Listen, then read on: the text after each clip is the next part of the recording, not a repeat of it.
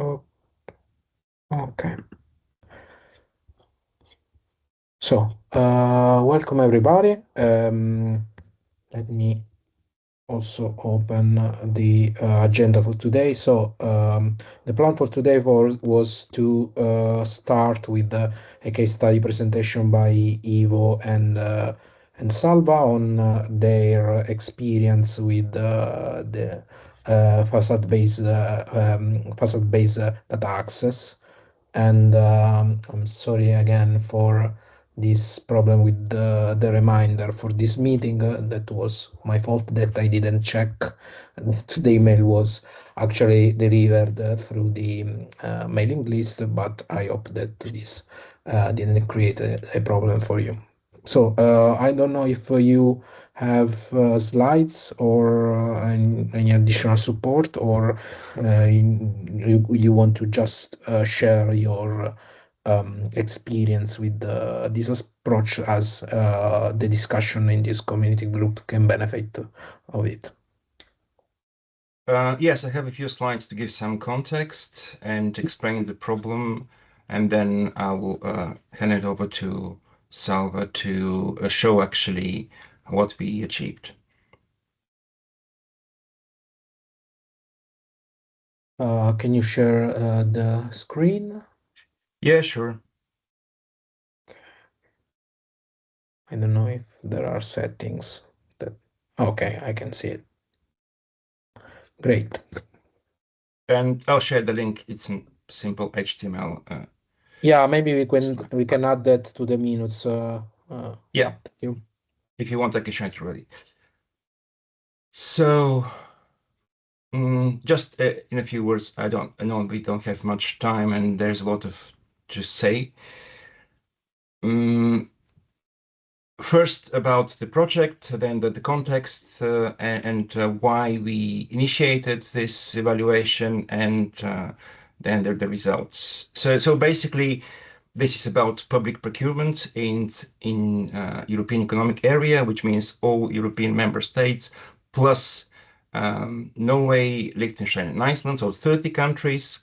This means over 250,000 institutions, public administrations that spend 2.5 trillion per year, which is 15. It's a huge market, as you see, on services, works, and supplies. That could be anything from a stationery for the administration of the municipality to a highway.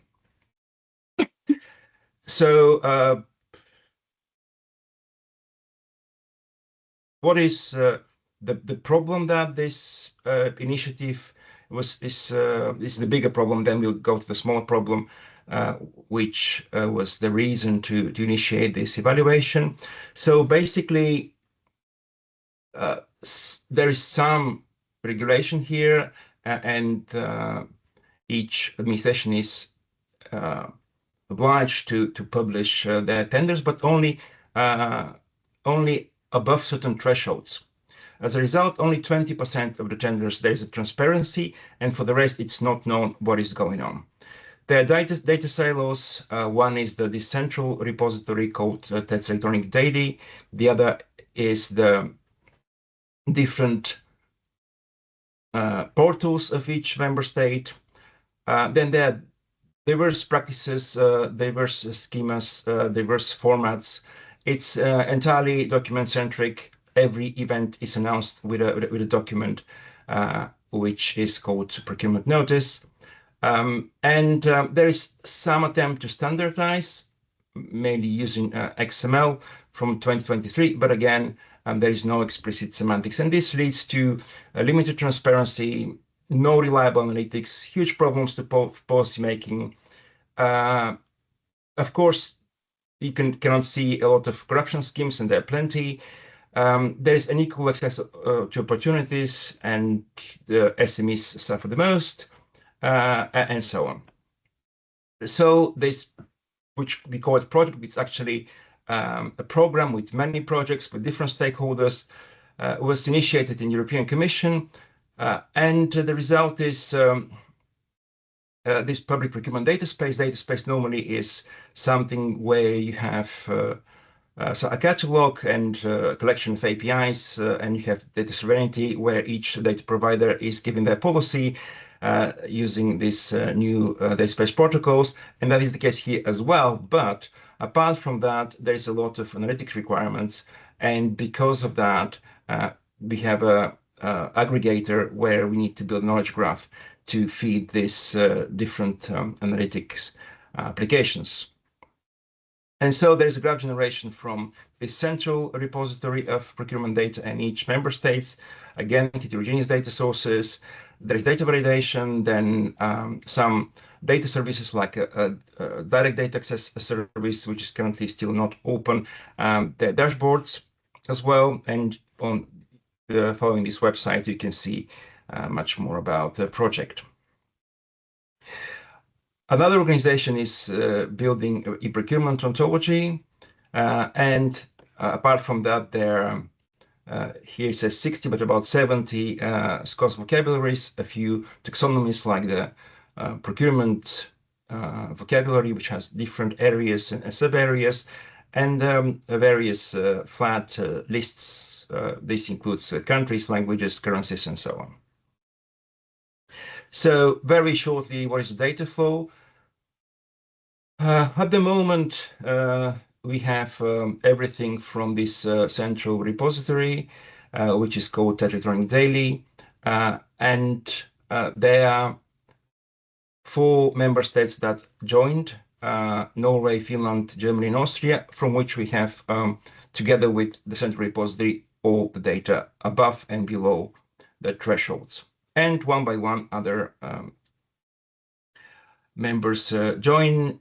The first thing in the sort of a standard situation where we have the graph construction. There we have RML mappings, which apply the procurement ontology and reference data over the source files. The source files are mainly XML and JSON. And currently, there is a 3.5 billion triples. Some data is public, some of them data is private. This 3.5, there has some redundancy because we don't have separate public and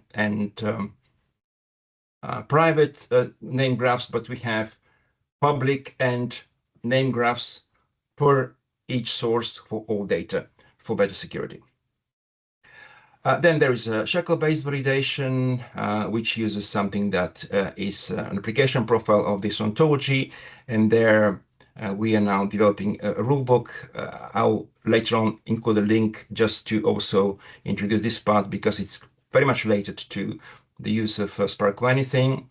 Then there is reconciliation enrichment, and at the end we have one of the re-enrichments is, for example, that we need everything to be also available as values in euro, and they are announced, of course, in their local currencies.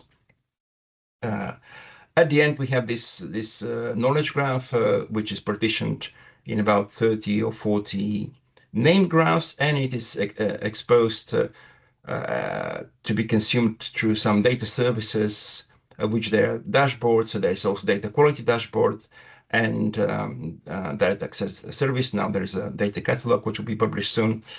But at this moment, the only public part that is visible is the dashboards.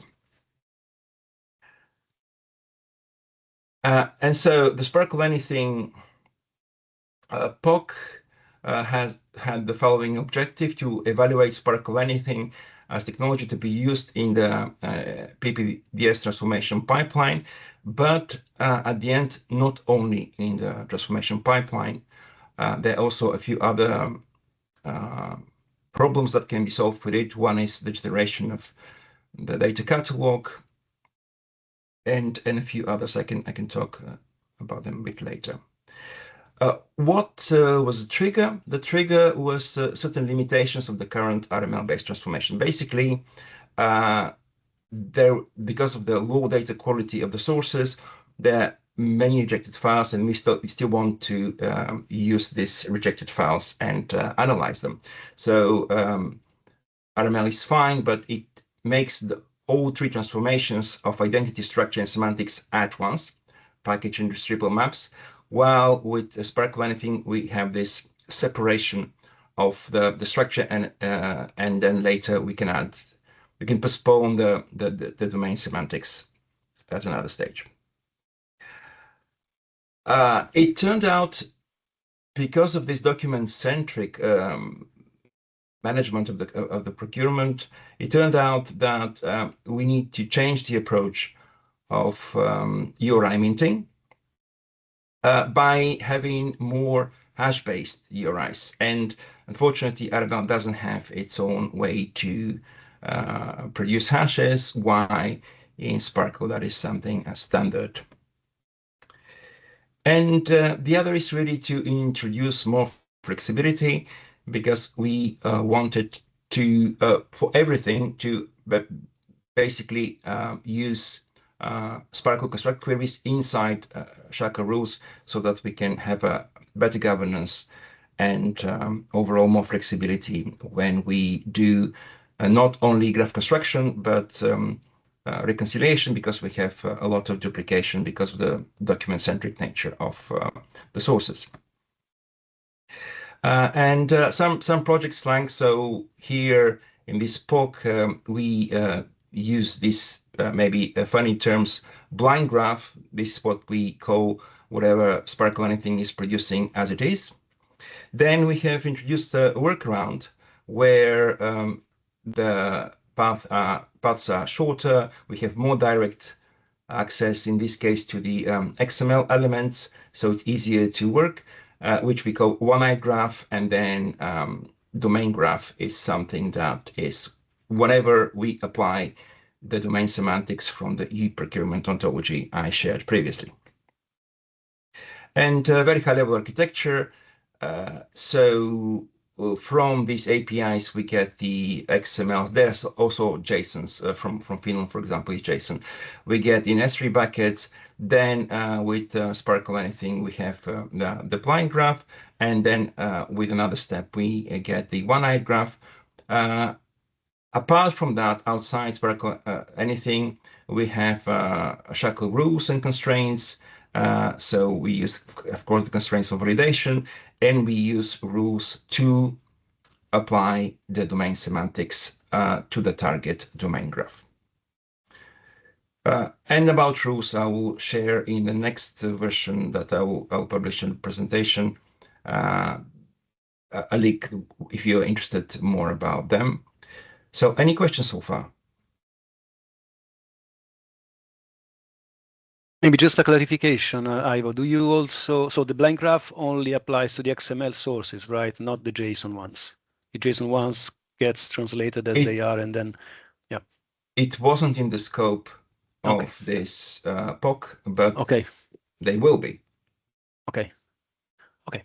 And so basically, the SHACL rules are the one that produce the triples, or the SHACL rules are applied, and then I'm talking about the domain graph. So the domain graph is not generated with a construct query; it's generated with SHACL rules, or is just an intermediate validation. They are construct queries, but inside SHACL node shapes. Okay, makes sense. So the whole point is that we would like to query everything and have good governance. While if we just have the different construct queries as scripts here and there, we just lose this access to all kinds of graphs that we use in our pipeline. Well, this way we have much better governance, all the metadata around each rule. We can activate, deactivate, change the order, and so on. And in our case, construct queries, they don't have the service class of SPARQL Anything. They use. Say it again. So those construct queries that you have in the SHACL rules, and they don't have the SPARQL Anything service, or they don't use the service anymore of SPARQL Anything. They work on the blind graph. Not at all. Not at all. They just need RDF. So SPARQL Anything gives the RDFs in this blind graph, which we call it. And I mean, this is the graph that you know, working with SPARQL anything, and then the rules are applied on them. Interesting. Otherwise, this will be somewhere and saved somewhere and not in the graph. And the only way to have, I mean, there are two ways to have rules in the graph currently. Let's say three. They could be either in a Shackle shapes graph. They could be entry rules, or they could be spin rules. So apart from these options, all others will not be an RDF graph at the end. So we cannot query them. They're fantastic data lock rules, but currently they're still not made in any standard to be part of the RDF graph. And we want that. So in that sense, we also separate it, and we have this kind of governance of rules. And by rules, I mean not only inference rules, but we also, the validation rules, we treat them as rules just to have the common governance, separated for the main experts to discuss it, and then they are transformed into one RDF graph for description, which is a scores-based reference data graph, and the other, which is the actual Shackle graph, where there is a module for validation and module with rules for inferencing. And of course, they're materialized. They're materialized, but they're materialized in a separate name graph, so that we know exactly what is asserted, what is inferred. Other questions? All right, so then I hand over to Salva. Okay, thank you. So I will share my screen. Give me a moment.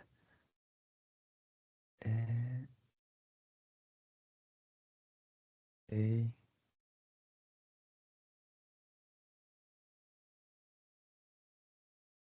Oh my God. Wait a moment, because the computer is telling me that I have to go out the Teams and go again inside. So wait me a moment, please. All right, in the meantime, I will share my slides. But as I said, I will make a new version with a few more links if you want to explore some resources around it.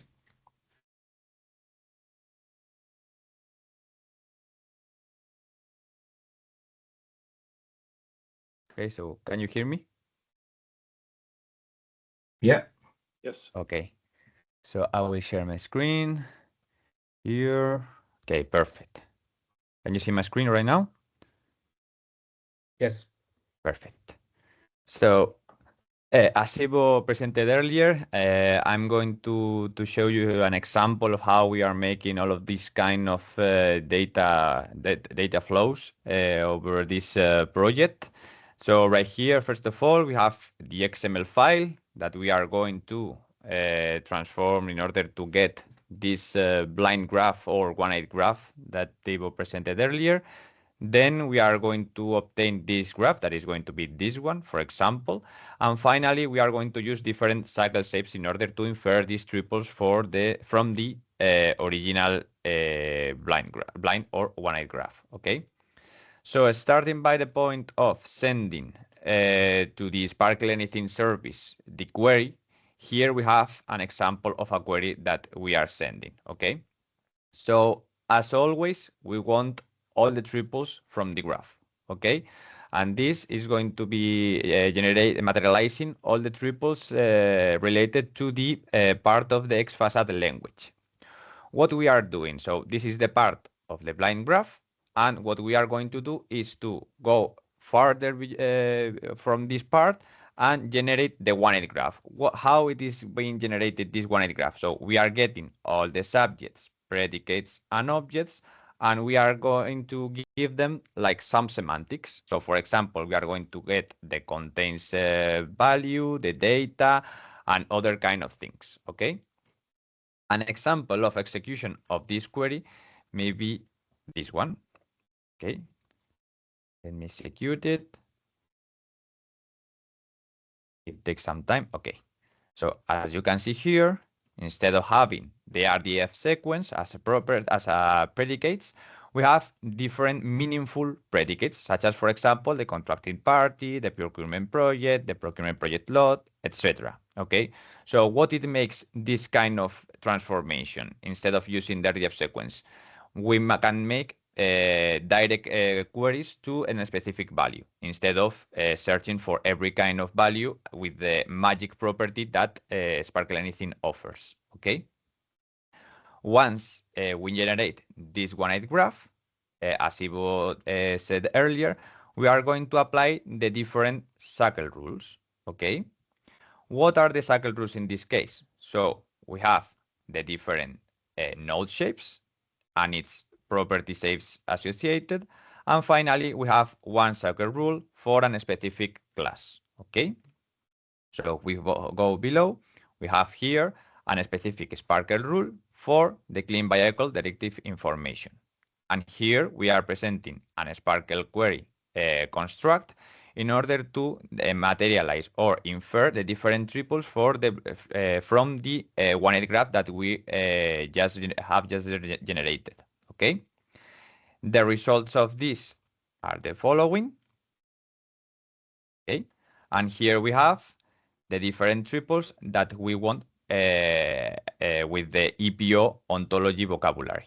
Okay. So in this case, we have here the domain graph. What is the difference between the blind graph and the one-eyed graph? You are going to ask. Okay, so here we have a little documentation where we can find the different structures between the different graphs. So in this case, we have the blind graph where we have the X facade root, that in this case is going to be the contract award notice. We need to search for a specific value within the RDF sequence. In this case, it's going to be the 16. Then we are going to obtain the value of the procurement project, then obtain the RDF2, and etc. in order to obtain one value that we want within the graph that we already generated within the blind graph. In this case, instead, by using the one-eyed graph, we can make direct, predicate search. So instead of using, for example, this value that may change in the future with the modification of the original XML file, we are going to be querying within the procurement project predicates, as it is also for the predicate of name, etc., in order to obtain the same value. This is going to be faster than querying the blind graph because we are directly querying to the specific predicate that contains the value that we want. Okay. Continuing with this, as you can see here, we have the predicates time comparison. Within the blind graph, we have the RDF sequence, 1, 2, 3, 4, etc. And within the one-eyed graph, we have semantic predicates. Instead of having the RDF sequence, we have semantic predicates such as contracting party, name, procurement project, ID, and strategic procurement.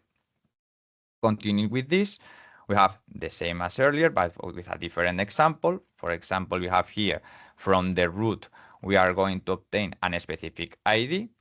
And as you can see here, instead of querying here within the one-eyed graph to a specific value, if it is containing only one value, it is going to be querying the RDF1. Okay, this is the only difference between the one-eyed graph and the, this is the same thing between the blind graph and the one-eyed graph that we have. If we only have one value, it is going to be RDF1. Okay, this can be modified in the future, but right now we are querying it like this. So what is the main benefit of this? So as I explained earlier, we have like immediate semantic understanding. So with the blind graph, we have an opaque query. What does RDF13 mean? It could be a contracted party, it could be a tender in terms, or could be anything. But instead, with the one-eyed graph, we have a clear query. What does contracting party mean? It is contracting party, the value of contracting party. And another value that we changed is the URI comparison. Instead of having URIs with the system path within the blind graph, we have clean URIs by using a modified value for the Sparkle anything XFACAD namespace by adding the data at the end. Okay, so in this case we have no file system reference, and it is not including any kind of full file path. And this is the workflow that Thibaut presented earlier. We have here the comparative metrics table where we have the final value that requires RDF1 and RDF1, so it is the same. The Sparkle query, the complexity is high for the blind graph and medium for the one-eyed graph, because you already know, you have to know very well which is the information that you have within the XML in this case. So this is the reason why we added medium instead of easy. Then within the semantics, we have no semantics within the RDF sequence within the blind graph, but instead within the one-line graph, we have some semantics. And within the navigation, so it is the same. Instead of RDF sequence, we have meaningful predicates.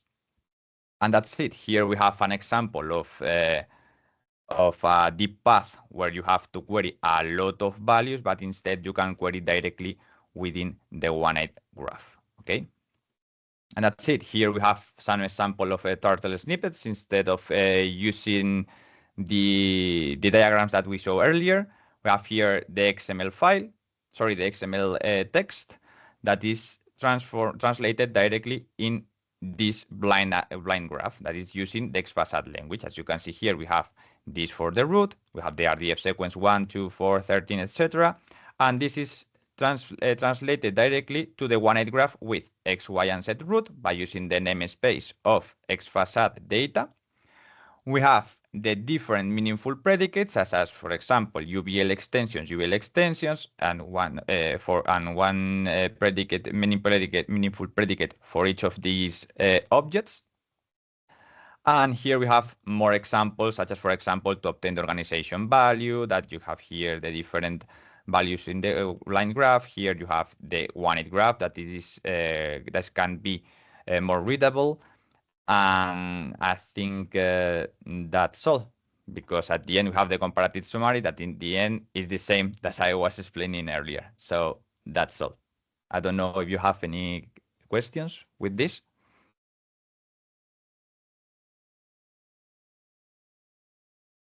Yes, I have a question.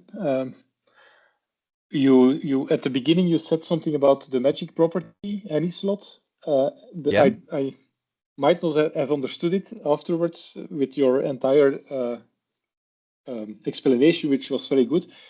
You refer to the RDF_1, 2, and so on that can change if the structure changes. But if you use the magic property, you can, instead of referring to the _1, refer to the So did I misunderstand something, or? No. By using the magic property is still slower than using a direct meaningful predicate. Why? Okay. Because it is going to be searching for every kind of value that it has the RDF sequence, and then once it is obtaining this value, it is going to continue with the loop, okay, until you get the value that you want. Instead, in this case, you can directly, query to the value that you want, because you have meaningful predicate. Okay, so that's the reason why it is going to be faster than the magic property of AnySlot. But so this one-eyed graph intermediate step is all about performance optimization. Yes, and readiness, because it is. Yes, Yeah, that's it. So in this case, for example, if you try to query and generate or infer this triple with the cycle shapes with the construct queries, instead of having a query like this one, let me a moment. Here, no, it is. Oh my God.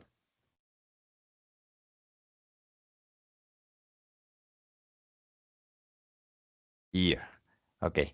Instead of having this query, you will have a nightmare of query of 100 lines or something like that. So that's the reason why.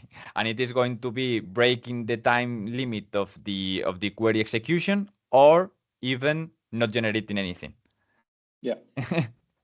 So that's the reason why.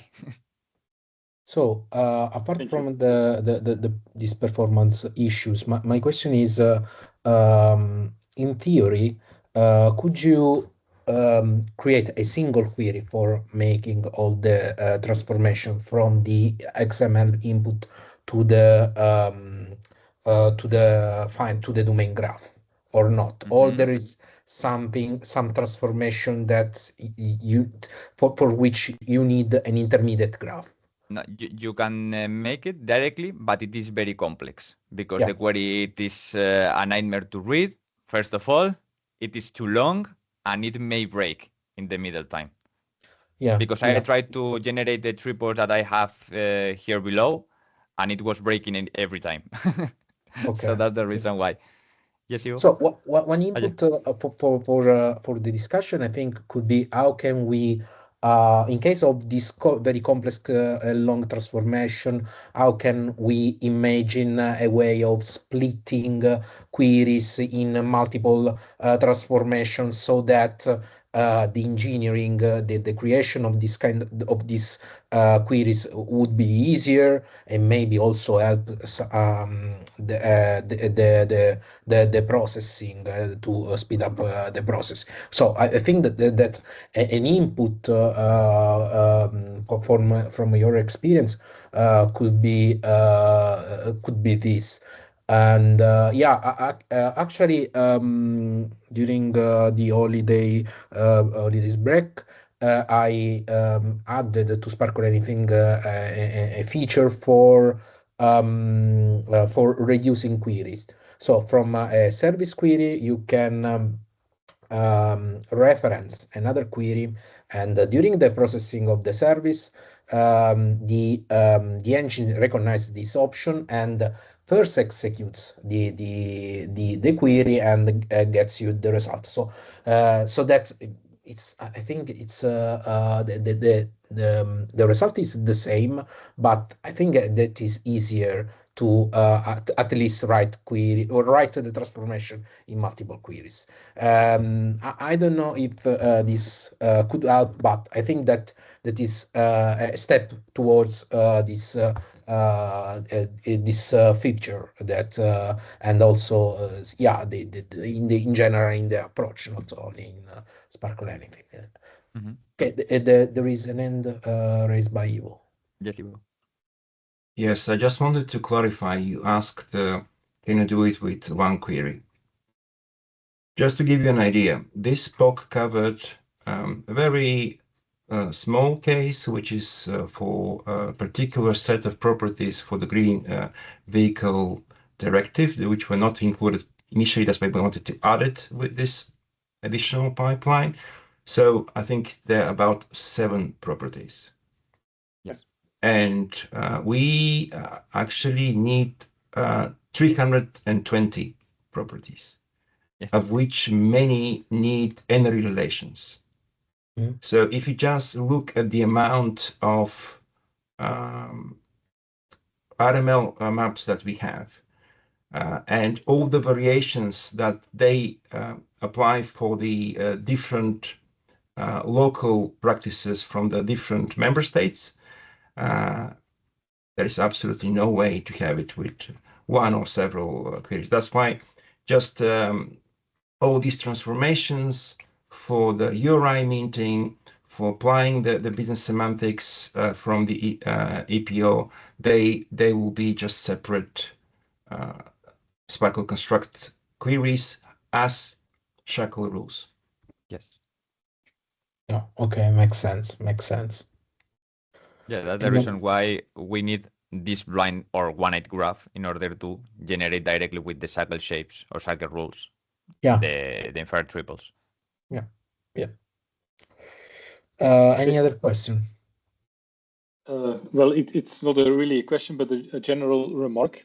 I also find working with XML and JSON, that kind of structured file, difficult with Sparkle Editing because of the lists that are in there. And I think this one-eyed graph would be, if this was something more generic, an output directly of Sparkle Anything, that would be very, very handy, and it would improve also when you step into this project of using Sparkle Anything to convert an XML file, it would help with learning it.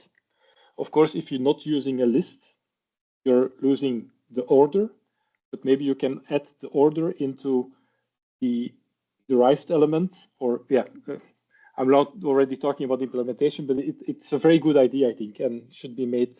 It has value if you made it generic. Yes. And directly generated by Sparkle Anything, not by adding this Sparkle query behind. It just has to be, for example, on a specific parameter, where such as, for example, the hash member that you have instead of having their df sequence, but the same by using, for example, 1.8graph. I mean, it is the name that we have, but it can be changed in the future. Yeah. But is this something that is implementation specific, so for Sparkle Anything, or can this also be made into the standard of Ixosat? I'm not familiar with it yet, but it's a question. Well, so the facade is basically a schema that you put in front of some data. Okay, and this is a general schema. That schema that is at the moment implemented by Sparkle Anything is just one schema. So it's the first minimal schema that came to our minds when we designed the approach. But the approach is more general than that. Maybe this one-eyed graph could be another schema, so a different facade that you could put in front of data instead of the original one, let's say. But to do that, I think that we have to agree on the properties of the schema. One is that the schema has to be general enough to represent any characteristics of the supported formats. If so, I think that we could also implement a different facade for. So this is another, the one-eyed graph is I'm in the terminology is a different facade that you use instead of the original one. I think that it's possible. So basically, the idea is that you can develop a device as many facades you want in order to meet any criteria. If this kind of facade is more efficient, I think that we can also support that.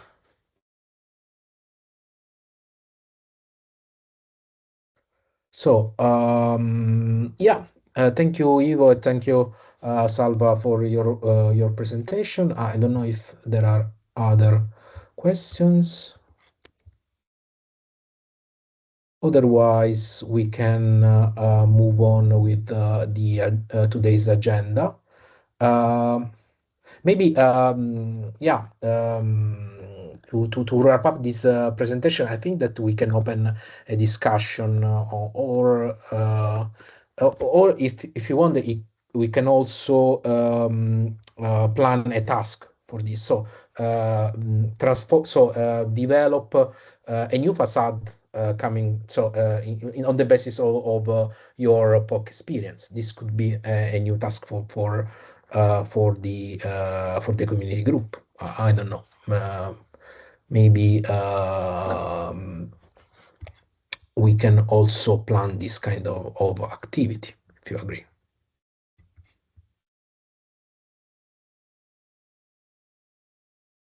Okay. So in today's agenda, there were actually two other points. One was on the specification and an update on specification. So let me share my screen. On the basis of a paper that we wrote last year with Enrico, in which we basically revised the meta model of FacadX. From that paper, I created this description. So basically, the idea of this description is to to provide a specification, to agree on a specification of facade X, of the current facade. It is, I think, in my opinion, it is still in a language too academic, it comes from a paper, so it cut and paste from a paper, so it is that kind of language. So I think that we can improve the readability together, and I ask for your help to spot the things that are not clear. So basically here you will find, yeah, let me also share the link. You can reach this website via the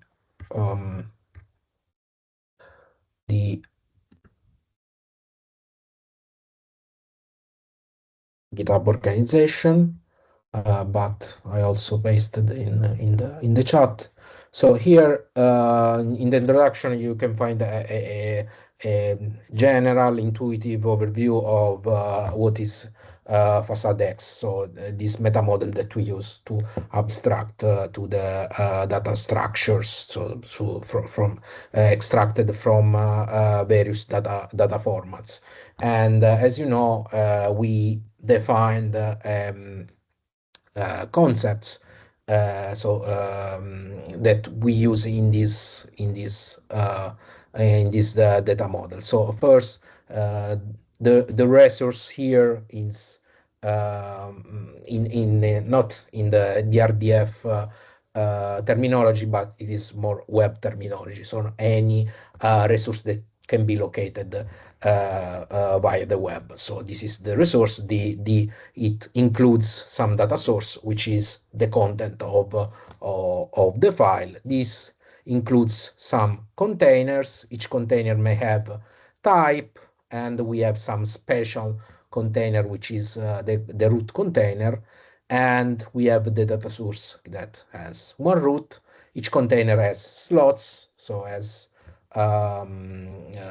it has either number slots, RDF1, RDF2, and so on, and string slots. So the properties created starting from string fields in the data source. And also each slots may contain either a container in case of hierarchical data sources, or values, strings, integers, and whatever. This is an overview, and as you probably already know, of the schema. Then we have a description of a formal description of these concepts. So beginning with an intuitive description or intuitive description of every concept, and also a definition of the constraints that these that the instances actually of this concept must comply. For example, a resource, if we have a resource R, every resource must contain at least one data sources, and this is a constraint. And here we have the formal description of this constraint in first order logic. Why we use the first order logic and not other constrained languages? Because we wanted this model to be to abstract from different RDF languages, because this model is general, that we applied in the semantic web and a semantic web environment, but this model can be also applied to other environments, but just focus for the moment to RDF. So that's why in this description, but this is subject of course to changes, since I think that it is not very readable, the first order logic. Maybe we are of course open to the suggestions. We can find a way to express in a more readable way these constraints. So here in the specification, you will find a description of the main concept, of the concepts of the model, and of the constraints of the instances of the model, that the instances of the model must comply in first order logic. I don't go through all the description.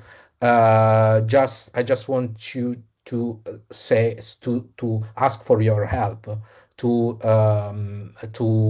improve this specification, maybe by suggesting what kind of languages we could use, formal language we can use to express the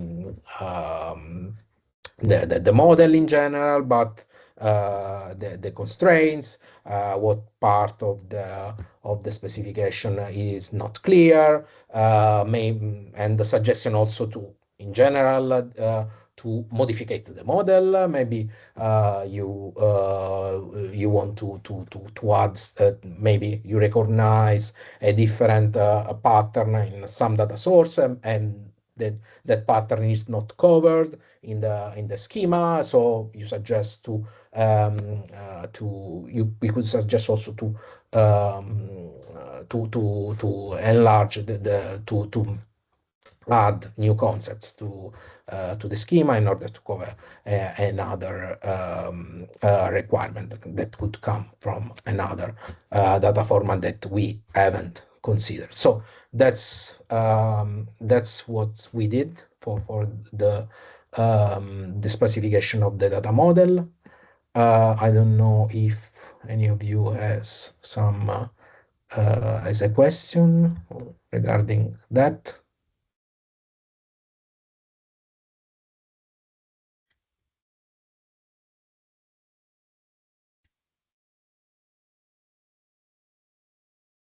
So in case you find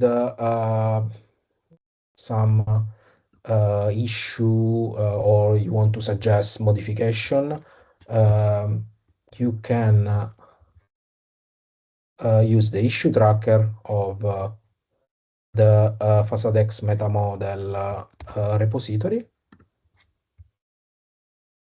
You can open an issue. Where is the chat? You can open an issue here and suggest modification on point out to some problem of the document. Okay. Then we also started a specification of the RDF vocabulary currently used by the FASADX model. So what namespaces are used, what are the properties and classes of this schema, and so on. We just sketched the document, and also as for this for the other specification, we need your help in improving this document, and also discuss on possible future development of the schema and the vocabulary. Oh, okay. The third, I don't know, you can stop me, of course, as when you want. The third activity that we on which we have to report is the experiment with the RML mapping. And from the previous in the previous meeting, we agreed on experiment of using RML in order to try to define what is this kind of mapping performed during the one-eyed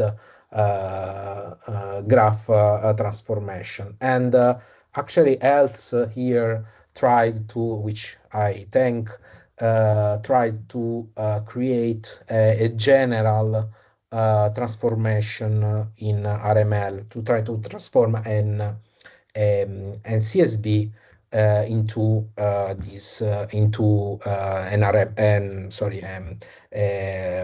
FASAD-X RDF graph. I don't know if else wants to share some impression on this experiment. Just one moment, I need to go and find the graph, the RML mapping which I made, but in general I can say that so I translated an example which you provided of a CSV file to be transformed into your representation after passing it through the FASAD-X. And of course, within RML, we normally use it to work on concrete files. So it was not, I can't, with the present state of RML, make a generic thing that would do this transformation on any CSV file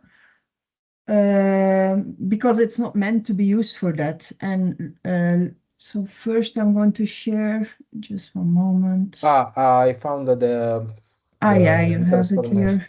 So I think the main thing what we saw is that to come back, first of all, in RML we have added in the meanwhile logical views, and they are essential for this transformation, and they're a bit of an answer also to separating the semantics from first transformations needed on the resource, on the data source. And I'm using logical views in this mapping as well, because within logical views we have indexes that can refer to the iterator or to the position of the data point within a sequence that comes out of it. It's very useful also for nested structures. In this case, of course, we only have a flat structure with the CSV file. So here it's a bit of an overload. I only used the logical view because we needed a reference to the iterator and to know on which point, on which row we are actually. So as we go into the example, we have a logical view on a CSV file, and we name all the fields that we extract from it, which are the headers of the CSV file. In this case, of course, the name is the same as the reference in RML. And then we can build in a triples map the graph that should come out of the FASAD-X with root as class, and then with the RDF list structure underneath it. But this is for one concrete CSV file. Luigi afterwards reacted. So I said, yeah, of course, yeah, we don't have a generic solution that can do it for all CSV files in general, you know, just to write an RML graph. Luigi, you suggested to like have a more generic possibility within the logical view to have like any field there for a CSV file that would kind of work, because you know you have that many headers, you just take any header. For a nested structure, that's much more complicated. And in principle, what you suggest is just a description of a logical source as is already within RML, because within RML a logical source is any header. We just missing there the index to say this is the first row, this is the second row, this is the third row. That's something which we cannot do with RML without the logical views. So the first part here, where you have the logical source description, this already in it has the idea of any header. Again, we cannot use that within a triples map to create then the RDF graph, because we'd go specifically for this specific header and not for any header in general. So it would require modifications to RML, which are not really part of the general idea of RML, because we don't really use it for this. We haven't used it yet. It could be a new use case, but it has not been included yet, this type of generic mapping to say map to any header to this type of predicate. Okay. And so we can do the same experiment for concrete nested sources. Within logical views, we can unwrap nested sources very detailed because we can have nested fields and so on. So that will work, but it's always for one particular source and not for a generic all CSV files, all JSON files, all XML files. Yeah. It's Okay. normal. That's the reason that there is Spark anything. Yeah. We see the orthogonal use cases here. So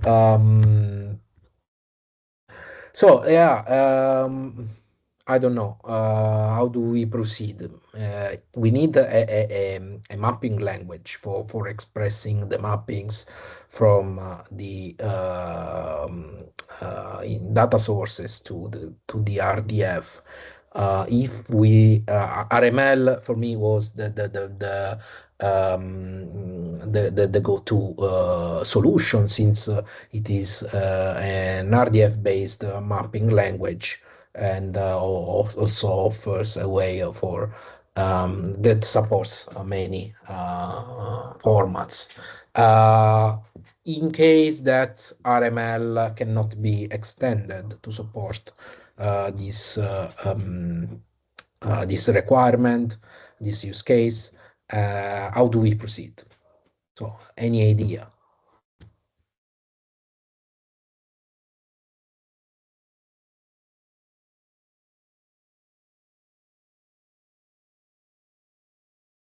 Or you're looking for a formal representation of your mapping? Yeah. Did you look into the mapping algebra that has been presented by Sitmino and Olaf Hartig? Okay. No, not yet. So they have presented last year on ESWC mapping algebra. Yeah.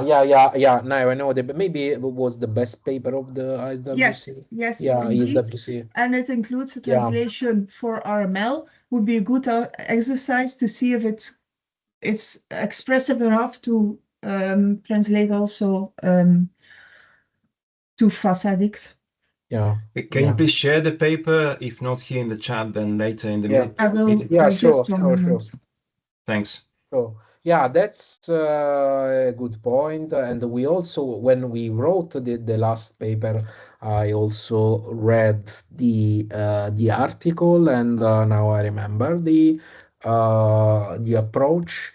I liked the RML solution, since was something that can be the result of the mapping that you define is machine readable, and we can also do manipulation of that.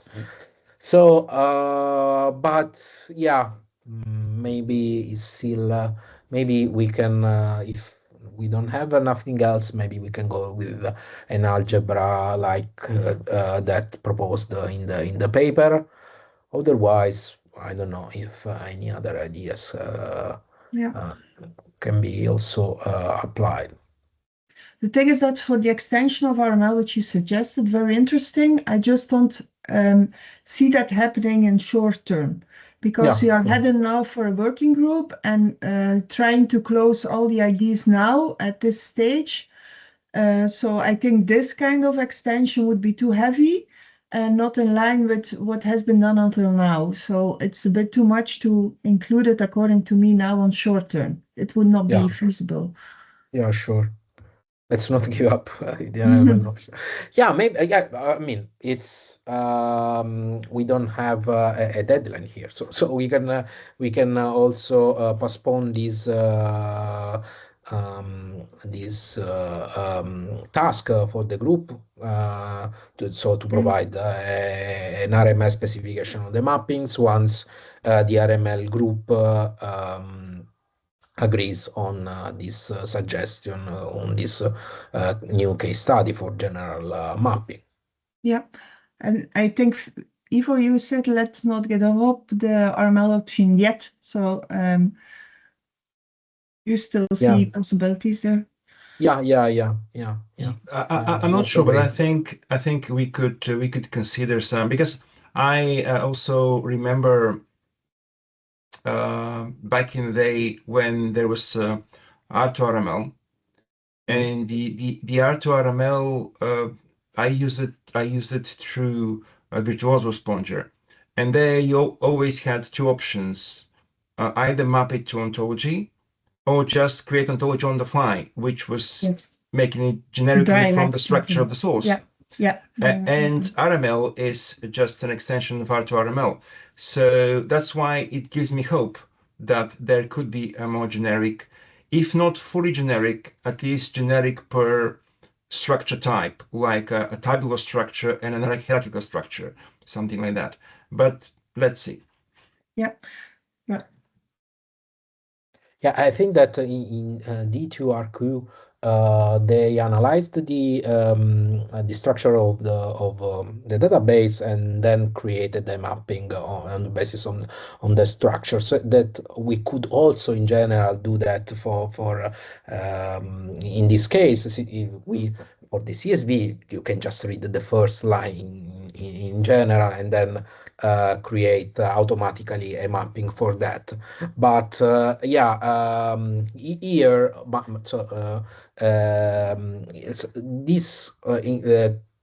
this kind of approach can be used to generate FASADEX graphs by using RML engines.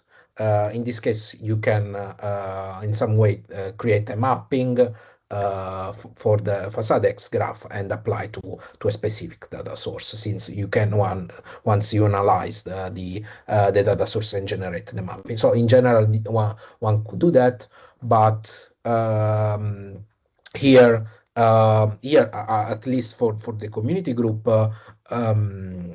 purpose, we need a mapping language. So if we do not extend RML, if RML does not cover this the general transformation that covers any possible source of a data format, I don't know how to proceed. We could also consider sort of a pattern language. I remember this book by Juan Sequeda and Nora Silva about generating knowledge graphs. It's focused on using tabular sources, but what it came up with was 25 patterns for all kinds of transformations, and they did not want to use the specific R2RML. They express it in a different way. Still formal, but so that doesn't mean it could be applied also to any kind of structure like XML and JSON, but at least it may inspire us for finding such a pattern language. Yeah. What is the book? I'll share the link in a minute. Thank you very much. So, okay, it's we are 6 minutes after the end of the meeting. So, do you have any other business to discuss?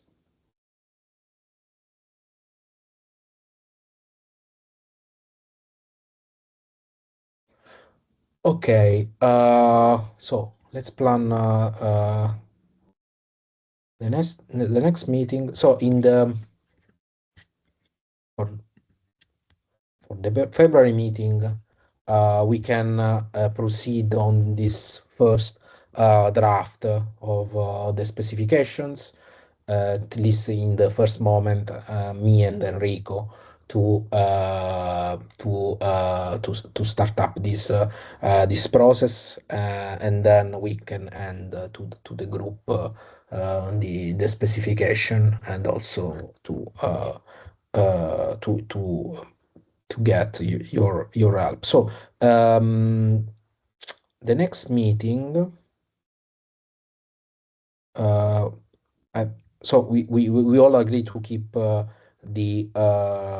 meeting on Monday, and it is not a problem we anticipate of 1 hour. So do you have any problem with that? Okay. So so the next meeting will be February 9, so 1 month from 4 weeks from here. 3, 4 at 15 EU